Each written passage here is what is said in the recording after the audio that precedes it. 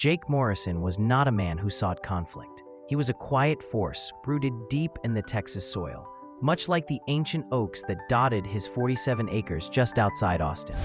A third-generation Texan, an Army veteran, and an engineer, Jake carried the legacy of his grandfather, Pops, in his very bones.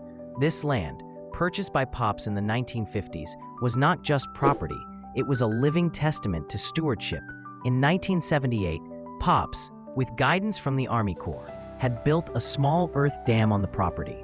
It was not a grand structure, but it was vital. It collected rainwater, sustained cattle, and in the lean years, provided life-giving water to neighbors during droughts. For decades, the dam stood as a quiet symbol of resilience, a promise of provision.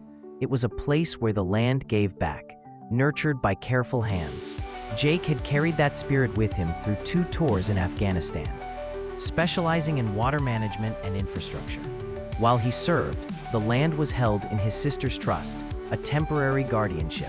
But absence, it turned out, could be a dangerous thing. Margaret Thornwell, president of the Willowbrook Estates Homeowners Association, saw an opportunity. Maggie, with her pearls, her tennis skirt, her city councilman husband, and her golf cart throne, embodied a certain kind of suburban power. She moved with ruthless efficiency, filing an adverse possession claim, diverting the very creek that fed Pop's Dam, and began constructing luxury homes on Jake's land. It was theft, brazen and undeniable, unfolding in broad daylight. When Jake returned home, the shock was a physical blow. Construction crews were pouring concrete across what he knew was his back 40. The creek, once a steady murmur, was dropping by the day, its lifeblood slowly choked off. The Homeowners Association claimed the land was abandoned, a lie that burned in Jake's gut. He tried the conventional path, seeking legal help, but the fees were staggering, and Maggie's husband had already pushed through rezoning with alarming speed. The system, it seemed, was rigged. Despair could have taken root, but Jake Morrison was built differently. He turned not to lawyers, but to archives. He spent weeks buried in dusty records, tracing the history of his land, of the water that flowed through it. And there, amidst faded documents, he found them, Pop's original dam permits from 1978, stamped with the unmistakable authority of Army Corps jurisdiction. And then, the true game changer, a 1923 deed granting his family senior water rights to the entire watershed. This was not just a local dispute anymore. This was a federal matter. The Homeowners Association, however, was not about to surrender. They unleashed a campaign of harassment. Patrol cars idled outside his farmhouse, their presence a constant, unnerving threat. Inspectors descended, scrutinizing every inch of his property, searching for any infraction. Maggie Thornwell, ever the performer, staged interviews on local news, her voice dripping with feigned concern as she spoke of children's safety and the dangers of an unregulated dam. She was burying him in bureaucracy, trying to drown him in red tape. But Jake, with the quiet precision of an engineer, documented everything. Every diversion, every violation, every fraudulent insurance document. He was not just fighting, he was building a federal case. Slowly, allies began to emerge from the shadows. Amanda Cross, a sharp environmental lawyer, saw the injustice and offered her expertise. Miguel Santos, a neighboring farmer whose family had worked this land for generations, brought decades of meticulous records, a living history of the creek's flow. And Mrs. Chen, a respected elder from the community, produced faded photographs from the 1940s, irrefutable proof of the creek's original path. Together, they unearthed a tangled web of insurance fraud, zoning corruption, and environmental destruction.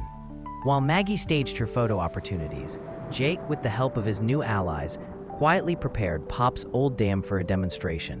Not of destruction, but of natural water flow. The air on that stormy September morning crackled with anticipation. Federal investigators, reporters, and neighbors gathered, their faces a mix of skepticism and hope. At precisely 7 o'clock and 2 minutes in the morning, Jake Morrison, with a calm that belied the weight of the moment, opened the spillway gates. There was no uncontrolled deluge, no reckless flood. Instead, water surged into its original creek bed, a controlled, engineered release, guided by the very principles Jake had studied and applied in distant lands. For the first time in 18 months, Willow Creek flowed freely, a ribbon of life returning to the parched earth. Farmers knelt at the banks, scooping the cool water into their hands, tears streaming down their weathered faces. The luxury homes, built on stolen land, did not flood. The land simply returned to its natural, intended state. The fallout was swift and decisive. Federal agencies froze all homeowners association construction and launched full-scale investigations. Courts exposed the fraudulent insurance filings, the illegal zoning changes, and the irreversible destruction of vital habitats. Rick Thornwell, Maggie's husband, resigned in disgrace. Maggie's carefully constructed empire collapsed under a mountain of fines and lawsuits. But for Jake, victory was never about revenge. It was about something far deeper. It was about restoring his grandfather's legacy, a legacy of respect for the land and its resources. It was about protecting his neighbors, ensuring their farms could thrive once more. It was about proving that some things, like water and justice, always find their way home. Today, Willow Creek runs free. Its waters nourishing the land as they always should have. The farms along its banks thrive again, and the Morrison Dam stands, not just as an engineering feat, but as a powerful symbol of community resilience, a quiet testament to the enduring truth that some battles are fought not with anger, but with unwavering principle and the deep, abiding knowledge of what is right.